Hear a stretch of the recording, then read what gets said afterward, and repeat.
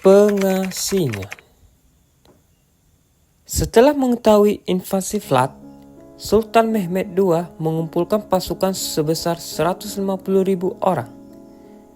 Mereka bermaksud menggulingkan rezim Vlad dan menggantikannya dengan adiknya, yaitu Radu.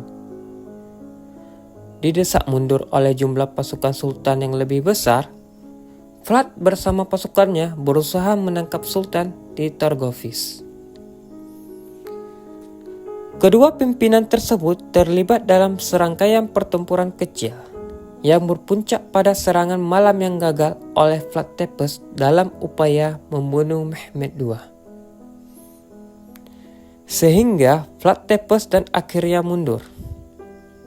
Mehmed II bersama pasukannya kemudian bergerak menuju kota tersebut tanpa banyak perlawanan.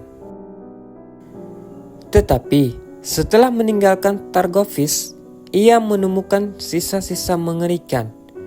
23.844 tahanan Turki yang ditusuk dan disusun dalam lingkaran-lingkaran konsentris.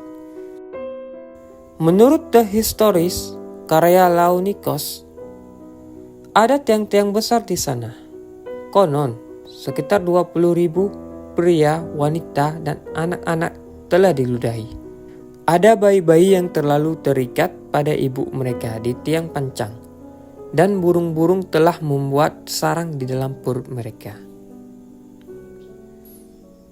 Selanjutnya, beberapa bulan kemudian, benteng Ponari ini akhirnya dikepung oleh Radu yang menyerang atas perintahnya Sultan Mehmed II. Radu adalah panglima perang sekaligus anggota dari Kesatuan Janissary. Janissary adalah anggota korps elit tentara tetap Kesultanan Utsmaniyah dari akhir abad ke-14 hingga 1426. Di masa itu sangat dihormati atas kehebatan militer mereka pada abad ke-15 dan ke-16. Malam sebelum penyerangan, seorang mata-mata Vlad Tepes yang dikirim bersamanya ke Turki pada saat itu sedang melayani Radu. Setelah itu memanahkan pesan agar tuannya kabur. Pesan tersebut diterima oleh istrinya Vlad Tepes, sehingga istrinya segera memberitahu agar Vlad Tepes segera melarikan diri. Vlad Tepes pun menolak dan bersikeras untuk bertahan di benteng tersebut. Karena panik istrinya tidak mau menjadi tahanan perang, maka ia melompat dari kamar tidurnya dan jatuh di anak sungai Arges. Sekarang sungai itu diberi nama Sungai Permaisuri, Raul Domni. Kejadian itu ternyata diketahui setelahnya oleh Vlad Tepes. Istrinya melompat bunuh diri. Vlad Tepes justru melarikan diri lewat lorong rahasia. Dari benteng Ponari, Dracula melarikan diri ke arah barat menuju daerah Brasov, yaitu wilayah kerajaan Hungaria. Ia segera menemui Raja Hungaria yang baru, yaitu Matthias Corvinus. Matthias Corvinus adalah Raja Hungaria dan Kroasia yang berkuasa dari tahun 1458 hingga 1490. Setelah melancarkan sejumlah kampanye di militer, ia terpilih sebagai Raja Bohemia pada tahun 1469 dan mengambil gelar Adipati Austria pada tahun 1487. Ia adalah putra dari Janos Hunjadi, seorang jenderal perang Hungaria yang meninggal pada tahun 1456. Sesampainya di sana, ia bukannya dijamu, malahan dijadikan tawanan. Karena dulunya sempat berseberangan gara-gara Vlad Tepes mengalahkan Vladislav II. Ia ditempatkan sebagai tahanan di Istana Visegrad. Untuk menghilangkan rasa bosan di penjara, dia biasanya menyukai menyiksa binatang kecil sehingga penjaga Istana Visegrad enggan bertemu jika tidak mempunyai keperluan. Akhirnya, Vlad Tepes pun terbebas dari penjara. Untuk memuaskan keluarga kerajaan Hungaria, Vlad Tepes masuk agama Katolik. Ia pun dipindahkan ke villa di areal kerajaan. Di sana ia bertemu Ilona Szilagyi, seorang perempuan sepupunya Raja Matthias, yang pada akhirnya sepupu Raja Matthias tersebut menikah dengan Vlad Tepes. Setelah resmi menikah, ia pun mengabdi pada Raja Matthias pada tahun Juli 1470.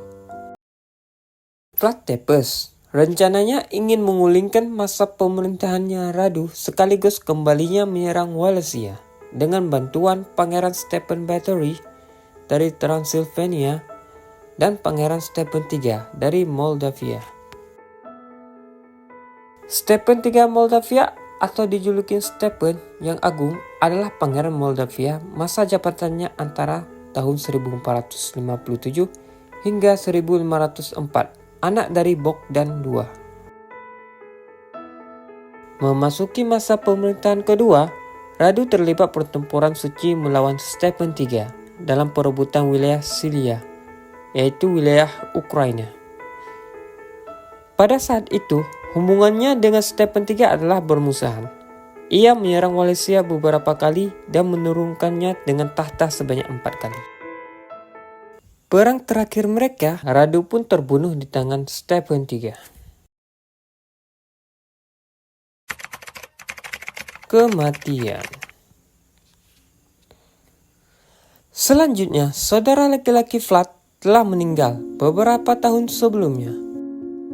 Kematian Radu berkesempatan besar bagi klan dinasti untuk mencalonkan diri menjadi raja, tanpa merebut kekuasaan seperti Vladislav terdahulu, dan telah digantikan tahta Wallachia oleh kandidat lain, yaitu Basarab Lloida, atau bisa disebut yang tua. Seseorang anggota klan dinasti, masa pemerintahannya di Wallachia sampai 1470. Sedangkan kematiannya pada tahun 1480 saat pertempuran Breedfield. Klan dinasti dan klan Draculesti adalah salah satu cabang utama dari Wangsa Basarab, dinasti yang memerintahkan Wallachia pada abad pertengahan. Bedanya, nama klan dinasti ini diambil dari pendiriannya. Dan satu. Sedangkan klan Draculesti, nama pendiriannya yaitu Vlad II Dracul. Klan dinasti ini memiliki persaingan sengit dengan klan Draculesti untuk merebutkan tahta Wallachia. Kembali cerita selanjutnya, saat pasukan Vlad menyerang lagi Wallachia, sehingga Vlad pun mendapatkan kekuasaan lagi di Wallachia dengan bantuan Stephen Batory dan Stephen III. Sedangkan Basarab dan pasukan kecilnya melarikan diri dan meminta beberapa perlindungan ke Turki, dan yang lain meminta perlindungan ke pegunungan Alpen. Pada tahun selanjutnya, sebagian pasukan Pangeran Stephen Batory dan Stephen III kembali ke wilayah masing-masing bersama pangeran. Tahun selanjutnya, Vlad Tepes mendengar kabar tentang pasukan Ottoman dan Basarab menuju ke wilayah Wallachia. Sehingga Vlad buru-buru meminta bantuan lagi dari Stephen Batory dan Stephen III. Sayangnya, di sisi lain, Stephen III mempertahankan wilayah Banteng Selia dari serangan invasi kilat Ottoman. Sedangkan Stephen Batory tidak ada kabar. Vlad Tepes pun meminta bantuan pasukan tambahan dari bangsawan dan para petani. Tetapi, kekejaman Vlad Tepes selama bertahun-tahun telah mengasingkan para bangsawan yang merasa mereka memiliki peluang lebih baik untuk bertahan hidup di bawah Pangeran Basarab. Bahkan, para petani yang lelah dengan kekejaman Vlad meninggalkannya begitu saja. Vlad Tepes terpaksa berbaris menghadapan pasukan Turki dengan pasukan dimilikinya, dan sebagian dari pasukan Pangeran Stephen III dan Stephen Batory. Vlad pun tewas di tangan pasukan Ottoman. Tapi secara umum dipercaya bahwa ia terbunuh dalam pertempuran melawan Kekaisaran Ottoman di dekat Bukares pada bulan Desember 1476. Catatan lain menyebutkan Flat jatuh dalam kekalahan dikelilingi oleh mayat pengawal Moldavia yang setia. Namun, ada satu fakta yang tak terbantahkan, adalah pada akhirnya tubuh Flat Tepes dipenggal oleh Ottoman dan kepalanya dikirim ke Istanbul dan diawetkan dalam madu, di mana Sultan memanjangnya ke tiang pancang sebagai bukti bahwa Kazikli Bey akhirnya mati. Sumber warisan dari legenda Flat Tepes sebagian besar merupakan hasil dari berbagai kisah tentang kisah-kisah Rumania, Jerman, dan Rusia, semuanya berasal dari abad ke-15. Selain kisah tertulis, tradisi lisan Rumania menyediakan sumber penting lain bagi kehidupan Flat sang penusuk. Legenda dan kisah tentang para penusuk tetap menjadi bagian dari cerita rakyat di kalangan petani Rumania. Kisah-kisah ini telah diwariskan dari generasi ke generasi selama 500 tahun.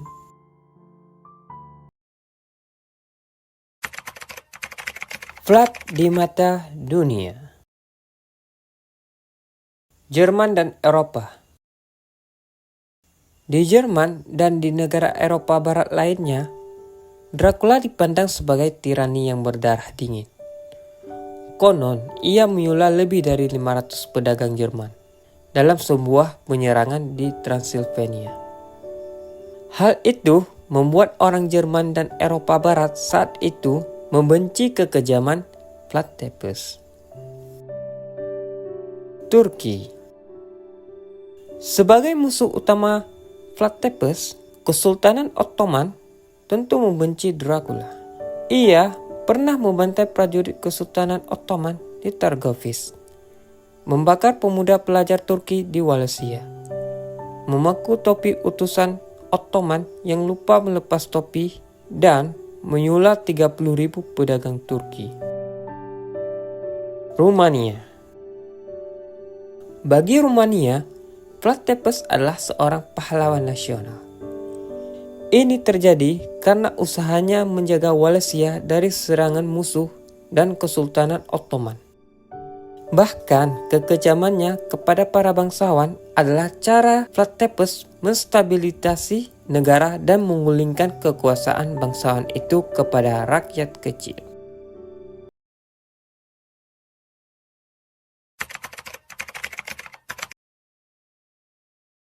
Flat Tepes meninggalkan jejak sejarah yang penuh kontroversi.